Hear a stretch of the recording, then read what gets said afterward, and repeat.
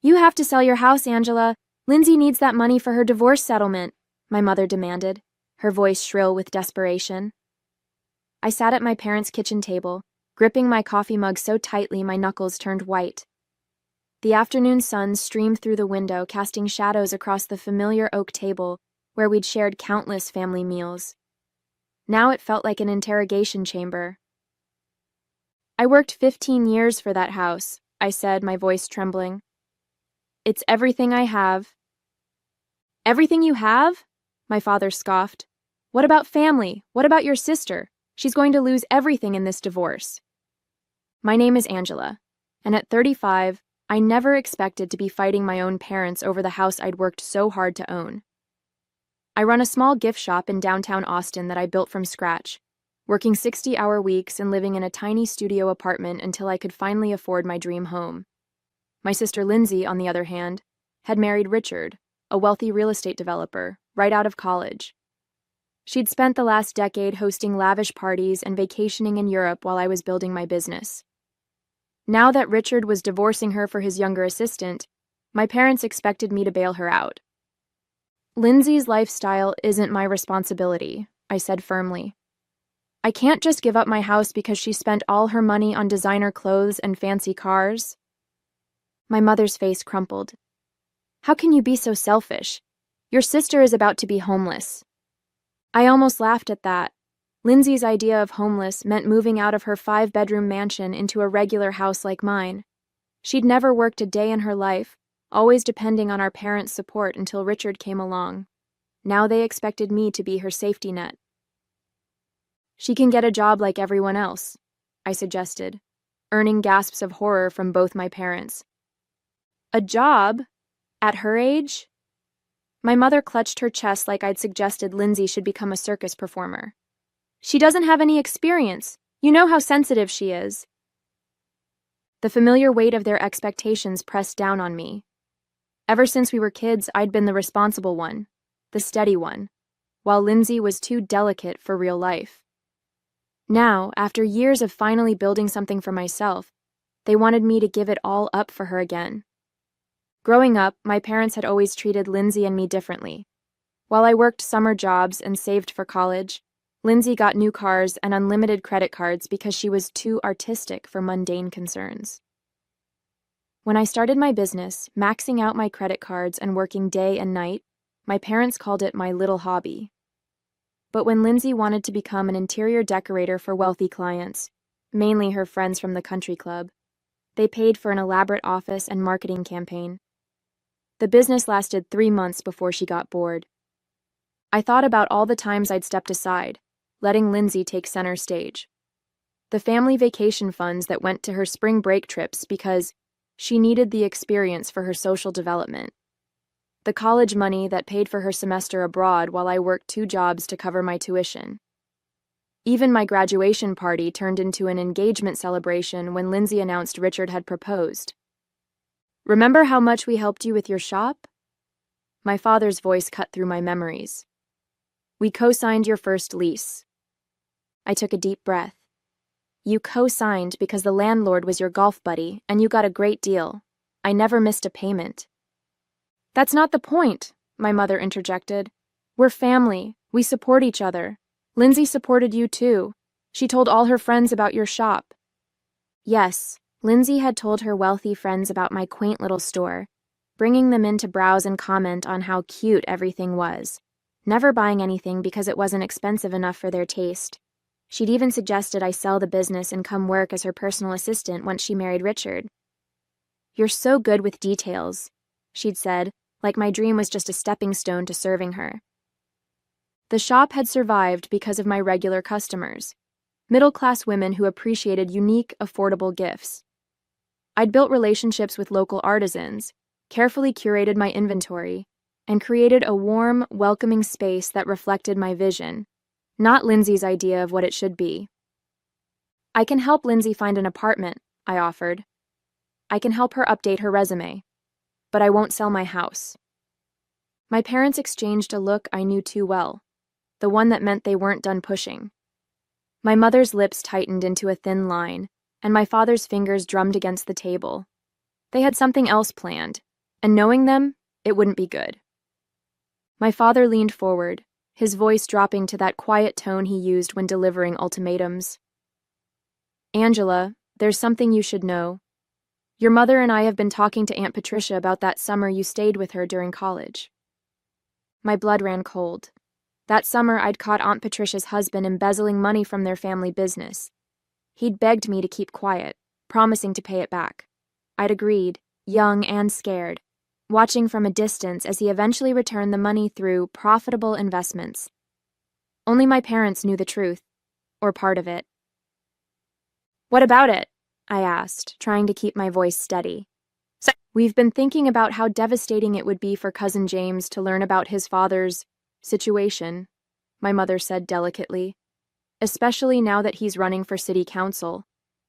The threat hung in the air like smoke. They would twist the story, make it seem like I'd helped cover up the crime. James would believe them. He always did. My reputation, my business, everything I'd built could be ruined.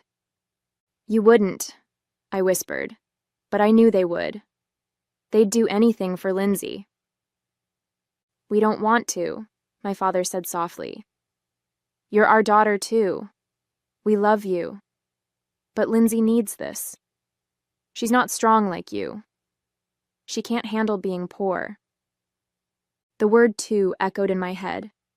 You're our daughter too. Always second, always the afterthought. I stood up, my chair scraping against the tile floor. You know what? Go ahead. Tell everyone. But first, maybe we should talk about those property deals you helped Richard make, Dad.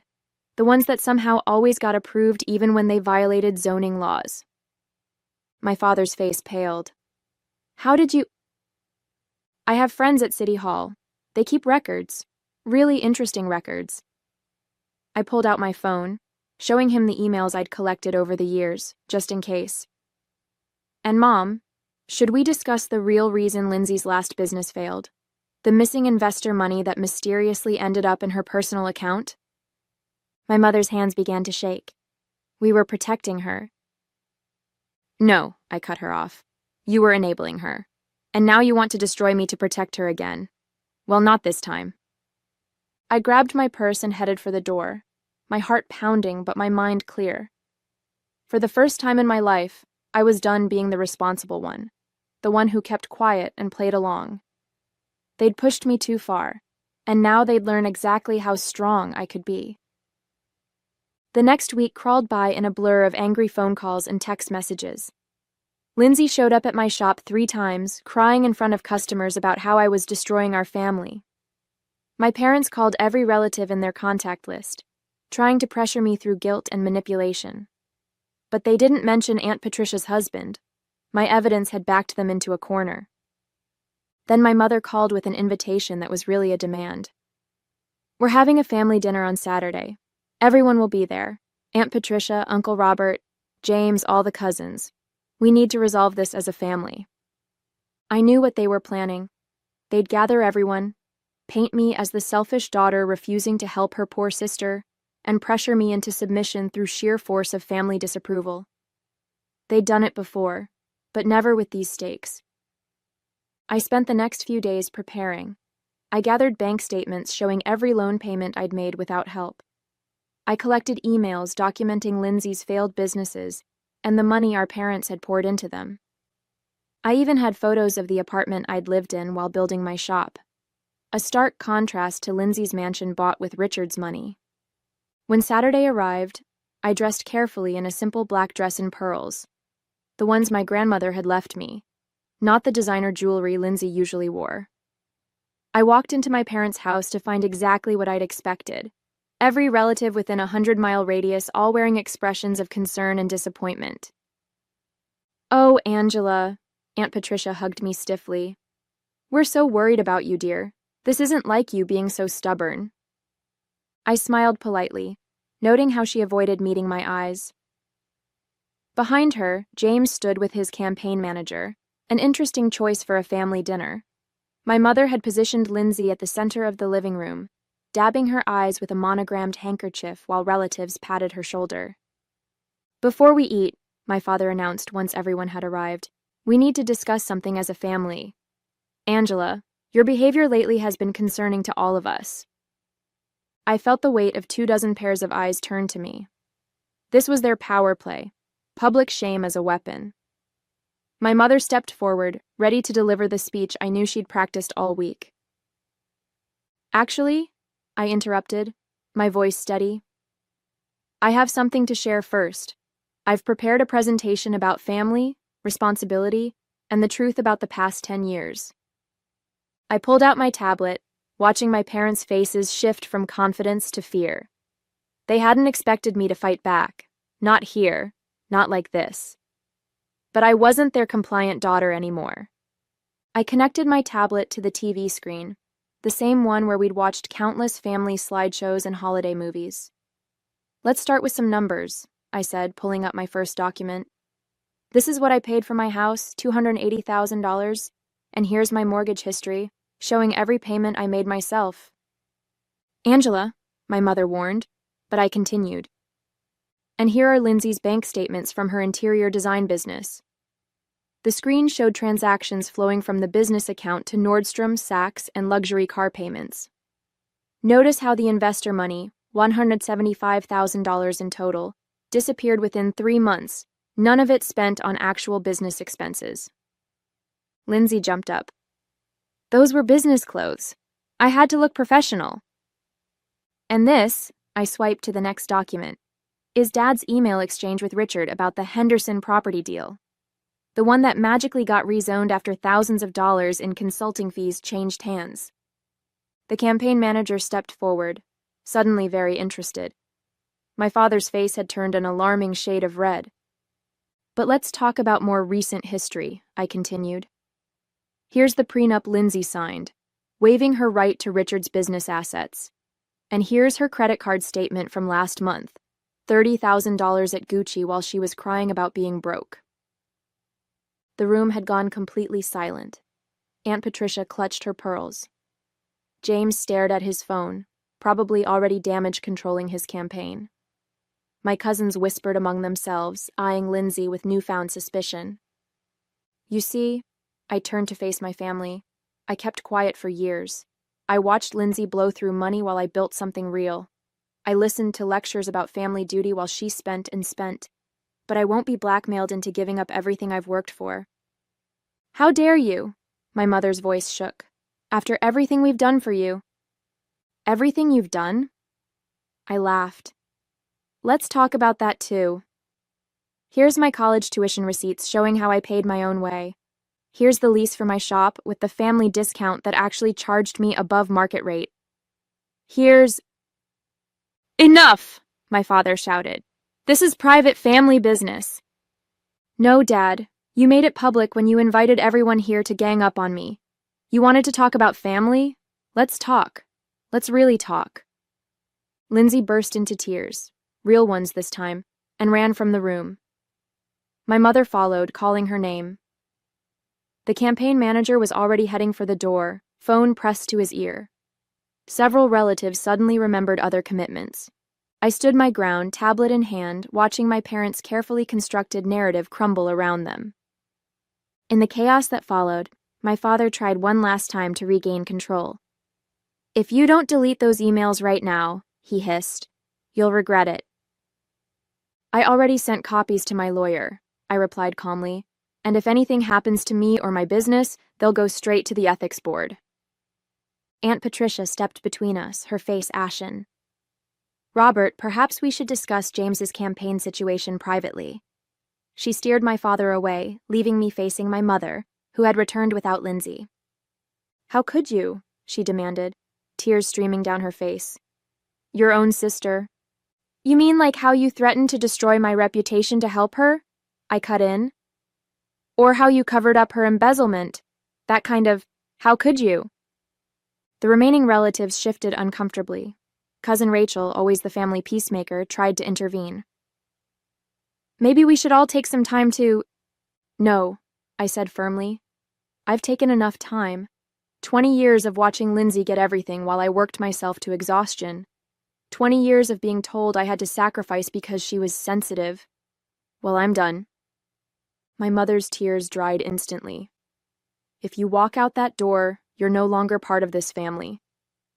I looked around the room, at the family photos where Lindsay always stood front and center, at the wall of achievements displaying her certificates and awards, while mine gathered dust in a box somewhere, at the faces of relatives who had always taken her side without question. You know what, Mom? I haven't been part of this family for a long time. I was just the ATM you kept in reserve for when Lindsay needed bailing out. That's not true, she protested, but her voice wavered. Then name one time you stood up for me instead of her. One time you put my needs first. The silence that followed was deafening. That's what I thought. I gathered my things, feeling lighter with each step toward the door.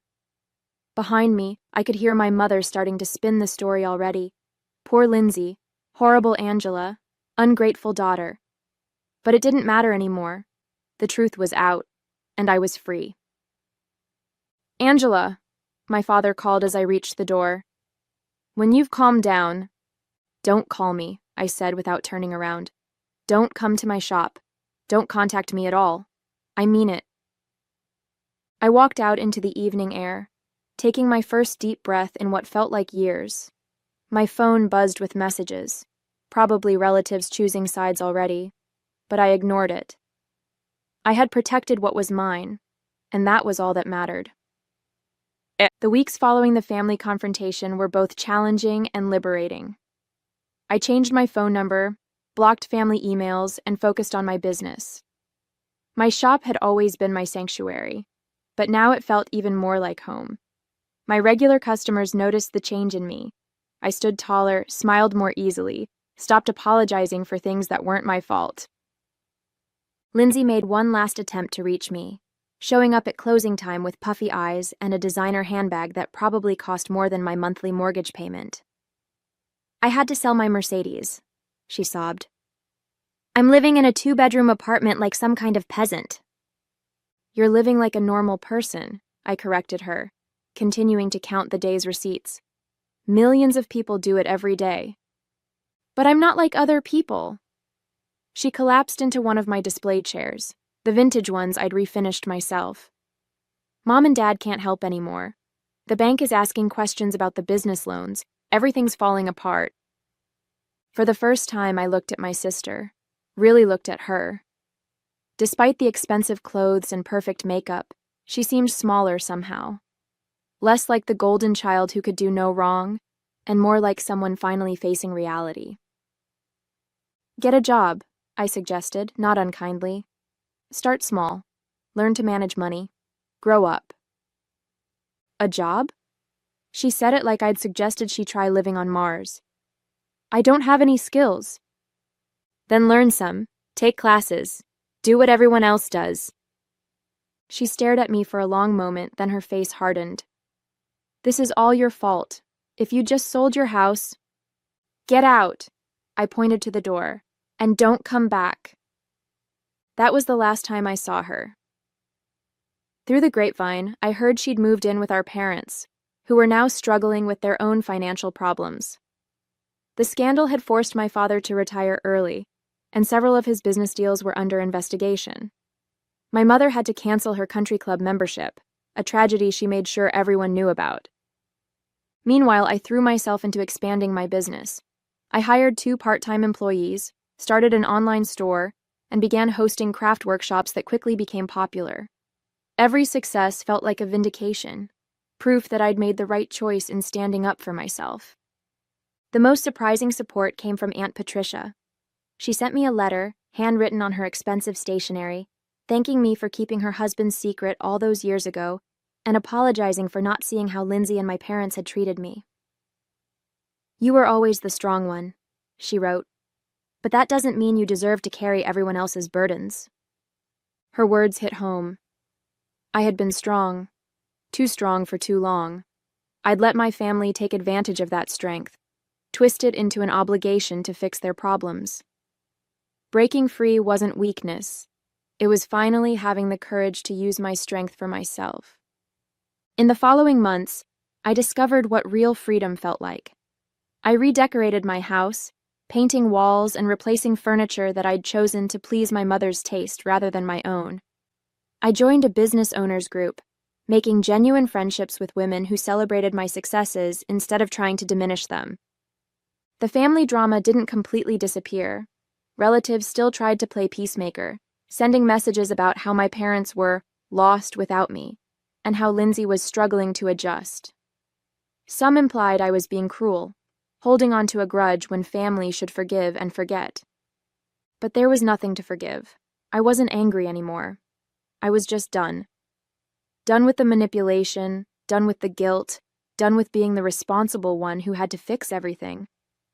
My cousin Rachel visited the shop one day, trying to convince me to attend the upcoming family Christmas gathering. "Lindsay's really changed," she insisted. "She's working as a receptionist now, a real job, and your parents miss you so much." "They miss having someone to solve their problems," I replied, arranging a new display of handmade candles. "They haven't tried to understand why I left or apologize for what they did. They just want things back to normal." "But that's how family works," Rachel argued. "We forgive each other." "No, that's how toxic families work. They hurt you, then demand forgiveness without changing anything." I handed her a candle, one of my best sellers. "Here, on the house, but please stop trying to fix things that aren't broken. I'm happier now." And I was. My business had its best year ever. I started dating again, meeting men who weren't intimidated by my success or put off by my boundaries. I even bought an investment property, a small retail space next door to my shop that I could expand into when the current tenant's lease expired. The final test came when I heard Lindsay was getting married again, to a wealthy divorcee she'd met at a charity event. My mother made sure word got back to me about the upcoming wedding, probably hoping I'd offer to help with expenses. Instead, I sent a small gift with a card that read, "I wish you happiness and wisdom in your new life." The gift was returned unopened, with a note from my mother calling me petty and spiteful. I placed both the gift and the note in a box in my attic, a reminder of why I'd chosen this path. Then I went back to my shop, where a new shipment of inventory needed unpacking, and a class of aspiring entrepreneurs was waiting to learn about small business management. "Your story inspired me," one of the students told me after class. "I've been letting my family talk me out of starting my own business for years. But if you could stand up to yours, maybe I can too." I smiled, recognizing my old self in her uncertain expression. "The hardest part isn't starting the business," I told her. "It's believing you deserve to succeed. Everything else follows from that." 3 years have passed since that confrontational family dinner. My shop has expanded into the space next door, and I've opened a second location across town. The irony isn't lost on me. While trying to force me to give up my house to support Lindsay, my parents actually pushed me to achieve more than I ever dreamed possible. Last week, I ran into James at a local coffee shop. His campaign had failed after the scandal, but he seemed happier, more genuine. He told me Lindsay's second marriage had already ended. Apparently, her new husband had gotten tired of her spending habits too. My parents had to downsize to a small condo, their retirement plans derailed by the investigations into my father's business dealings. "They still don't understand what they did wrong," James said, stirring his coffee. "Aunt Helen keeps saying if you'd just helped Lindsay that first time, none of this would have happened." I thought about that on my drive home, how they still saw me as the cause of their problems rather than the consequence of their actions. The old me would have felt guilty, responsible somehow.